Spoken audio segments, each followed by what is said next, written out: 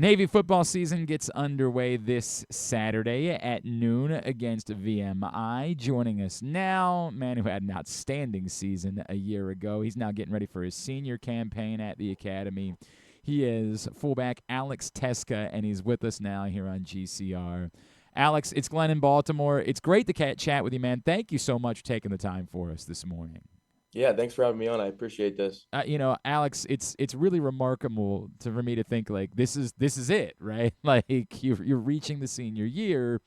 Can you put into words what the Navy experience to this point has meant to you, and how much it means to you knowing this is going to be the last year for you to be out there with your guys? Yeah, I mean it's meant a lot, right? Pretty much everything, honestly. I can't really see myself in another situation. Right? You come out of high school and you're kind of weighing all these schools, putting all these different ideas into your head, weighing options, whether it's academics or football. And I'm really glad the decision I made to come to the Naval Academy. I think it's worked out. I know, Eli, I grew up with him Yep. too, and yeah, everyone's heard a lot about him. So I think, it kind of worked out for us. It really did. And yeah, I mean, it's just it's flown by. I mean, it's year four. The first 3 years, went by in a heartbeat. And I mean, you can ask my mom, right? And she's probably the most upset out of everyone in my family, because she loves watching the games. But yeah, it's just it's kind of all led up to this, and I think we have the team to do great things this year. We just have to execute. But yeah, it's super exciting. And I wouldn't want to have it any other way. So. Can you, because I think a lot of people are familiar with your relationship with Eli, and I know Pressbox wrote about it in the print issue this last time around, but doing this with him, both of you contributing the way that you have, like you're not just there for the ride, like you're two of the most important pieces of the team. How do you describe what that part of the experience has meant to you? Yeah, it's just super special. Such a cool story, right? He's someone that I've grown up with, right? I've known him since like the first grade. It's funny, we played youth football, and that's kind of how we connected, right? We were kind of they did like a draft in my youth football league, and we were always 1 and 2 picks, right? So we were never on the same team. So honestly, you could argue we were kind of enemies on the field, right? Pretty big rivals. I don't think it was until maybe eighth grade, middle school year. Yeah, we were kind of on the same team, and then into high school, we became really, really close friends. And yeah, it's such a cool story, and I love telling people. I just think it's pretty cool, right? The community we're from is very close knit, so we get a lot of support from the people back home, and people always reach out, coaches, teachers, whoever it is. They're always supporting us, and so I think it's super special in that sense. And also, this is a hard school, as a No lot of doubt. people know. And it's kind of he's been a source for me, and I hope I was a source for him to have someone to go to, and you know tell my feelings, tell my problems, whatever it is. But he's definitely been a huge supporting role for me, and my career up until now. So. That's awesome, man. It's such a cool story. Alex Tecza is with us here on GCR. Alex, the struggles that you went through at the beginning of your Navy career, right? Not just personally, but obviously as a team. Can you describe, in your words, what happened last year? What allowed this group to come together the way that it did and have that season? And how do you guys then build off of that to maybe accomplish even bigger things this year? Yeah, I mean, I just think we were sick of losing. I think there was a point where, especially the senior class, I think up until then, they hadn't won many games, to be frank. And I think, they kind of realized they were known as losers, and they needed to turn it around, right? They didn't want to go out and leave that legacy as being losers. So I think, it was a lot to have to do with the leadership the senior class brought. But then you can't deny, what Coach Cronic brought, and his staff on the offensive side of the ball. We've always had a stellar defense, and they got after it last year. But, I think Coach Cronic has a very clear vision of what his offense wants to look like. And I think, he knows where to get the ball. He knows how to get playmakers the ball. And we had a lot of playmakers, Yep. that's for sure, last year. I think going into this year, right, there's really no reason we shouldn't be as good, if not better, right? We have all these returning guys. I think the schedule lines up perfectly. We have some confidence now behind Coach Cronic in his second year. I just think it's the puzzle is laid out, the pieces are fit, and we just have to execute. That's really what it comes down to. Obviously, staying healthy is going to be huge, right, with the depth we have. But I think we just have to execute and play our game and go out there with confidence, right, and kind of prove that last year wasn't a fluke, right. This is kind of the upwards momentum of Navy football. So You mentioned Coach Cronic. How quickly did you realize that? Like, did you know when he arrived and into the spring, or did it take like a certain game last year for you to be like, "Oh, right, this all makes sense. This is what this is supposed to be."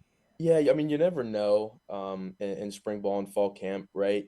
Especially with the ones because it's a lot less live than it Sure. would be in a normal game. Yeah, you should look like you know what you're doing, right? Exactly, yeah. So it's kind of you never know. You really don't until that first game hits, and Bucknell was definitely okay. Like we got something going here. We could be really good, but it's Bucknell and they play hard and they're a good team, but it's not the teams we're gonna play later in the season at that point.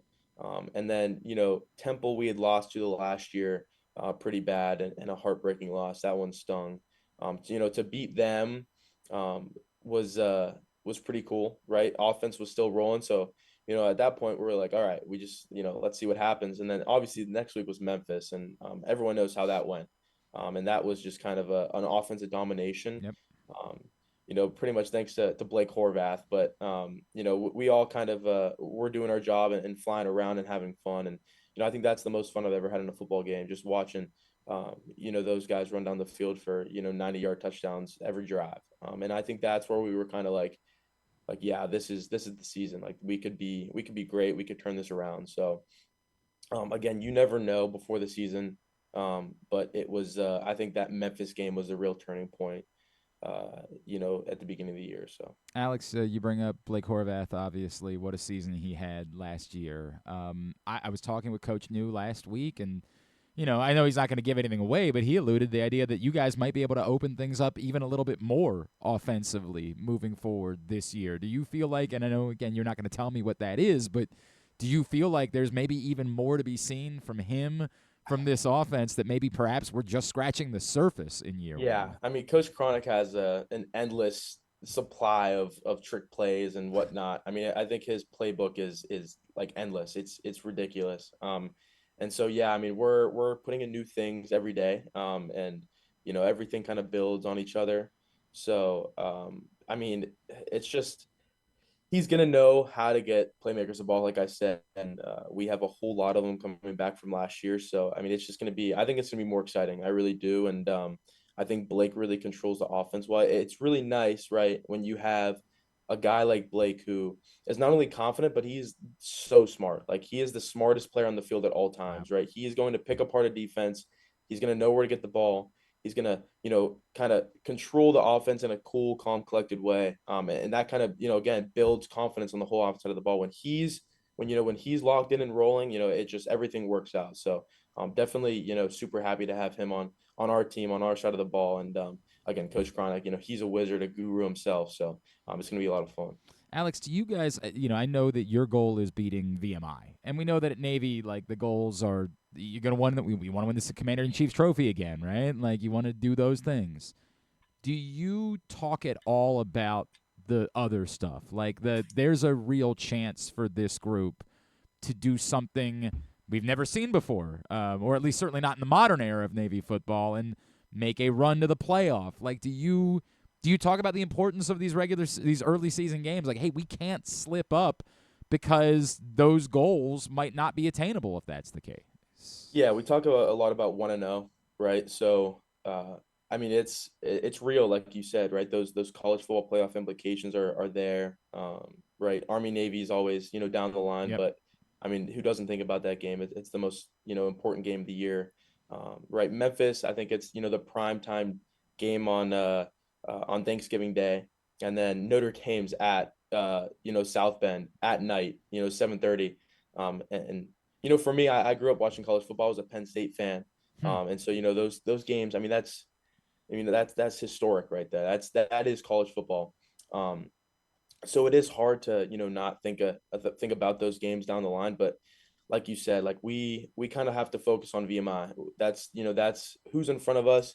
And it's our obviously our first game. So going 1-0 is important. Putting all those goals and aspirations aside is important for this week, right? We are completely locked in and focused on VMI and beating them. And then, come Monday, after the game, right? We're gonna watch the film, pick it apart, get better from it, and then it's on to UAB. So that's how the season has to go, and it's a long season. And again, it's hard to do that, but that's what great teams have to do, right? You have to go 1-0 every week. So I respect that. I know that is the case.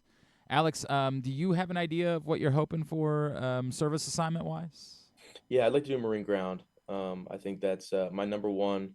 We put those preferences in pretty soon, so I think that's what I'm gonna put first. And why?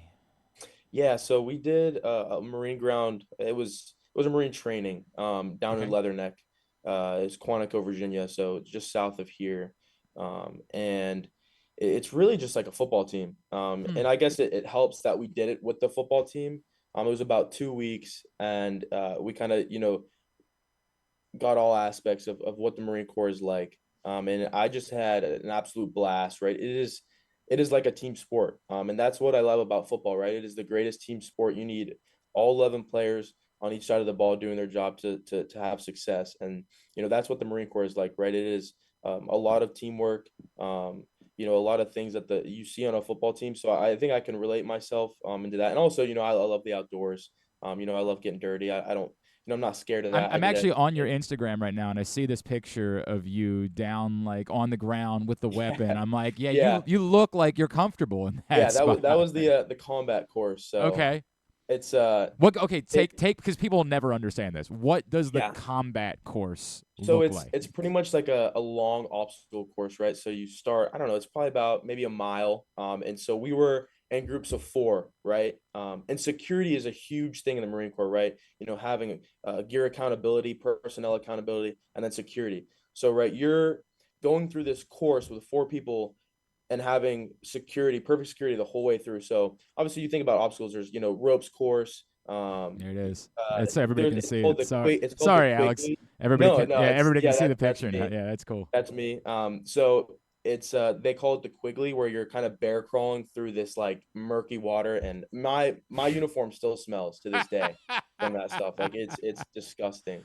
And then you're climbing under logs, climbing over logs, but while you're doing that, there's obviously, like I said, four people and there's security. So Yeah. they call it buddy rushing. So two people will hold security behind you, right? While you go through the obstacle course. And then once they go through that obstacle, they set up security and the two will run through the obstacle. And then they keep doing that. So then they'll run ahead, set security, and then the other two will run up. And so you think you get through this obstacle course. There's like probably like 10 obstacles. You think you get it through pretty fast, but no, because you have to stop and then And start and reset. then Oh stop, yeah. holding security. And then at the end, once you get through the final um, obstacle. It was like a big pond. You were like neck deep trudging through this mud water. It was disgusting too. They, are firing blanks at you, and you have to buddy rush up to the. It was like an MG. It was huge. It was loud. My ears are still ringing. Oh God. And you had to run up to this and then like set security on that. So it was a lot of fun. Like very intense. Heartbeat was racing, but I thought it was like a movie. Like it's literally like you're in like an old World War II Vietnam movie. It's pretty fun. With respect, I don't think that's how a lot of college football players at other schools spent their summer. I feel No, no, like. absolutely not. And that's why it's so special here, is because Yeah. we got so much closer over those 2 weeks, and you don't see that on a lot of teams, right? We're playing for each other, not ourselves. So Did you it know just that? builds. Did you know that you were built for this before you arrived at Navy, Alex? Or No, no? I had no idea. Yeah. I've had family members in the military. My cousin's in the Air Force right now, and he's doing great. But I wasn't sure about the military. I didn't really know what to expect, but I kind of just put that aside. I knew it was a great school. It sets you up for life, and then obviously wanted to play big Yep. football. So I kind of put that military aspect aside. I knew I'd have to do it someday, but it turned out that I love it. I love the lifestyle, and it's a lot of fun. Man, that's awesome. And we truly people say they thank you for your service, but we mean it. Like we are so grateful that there are guys like you that are willing to step up and make this sacrifice. But before then, we're grateful that you're going to go out and kick some ass this season and go accomplish some great things. Heck yeah, I appreciate Alex, remind everybody they can follow you on Twitter and Instagram. Yeah, guys, you can follow me on Instagram. It's just Alex Tecza, and then Twitter's Alex Tecza 2, capital A, capital T. So awesome, man. Alex, can't wait to see how things go for you and the entire team this season, man. Really appreciate you taking the time for us. Best of luck, and we will be in touch shortly. All right. awesome. Thank you very much, Gunn. I appreciate it.